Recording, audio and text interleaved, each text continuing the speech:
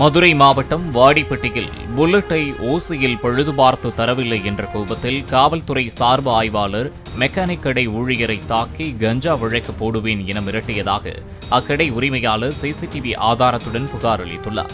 பாலமேடு காவல் நிலையத்தில் சார்பு ஆய்வாளராக பணிபுரிந்து வரும் அண்ணாதுரை 3 வருடங்களுக்கு முன்பு வாடிப்பட்டி காவல் நிலையத்தில் பணிபுரிந்து வந்தபோது தனது ஒர்க் ஷாப்பில் பலமுறை பைக்கை பழுதுபார்த்து 8,600 ரூபாய் பாக்கி வைத்திருந்ததாக உரிமையாளர் புகாரில் தெரிவித்துள்ளார். கடந்த 5 மாதங்களுக்கு முன்பு தனது பைக்கை ஆல்டர் செய்து தரும்படி அண்ணாதுரை கொடுத்ததாகவும் பணம் தந்தால்தான் செய்ய முடியும் என அதனை அப்படியே வைத்ததால் தாக்கியதாகவும் புகாரில் தெரிவிக்கப்பட்டுள்ளது.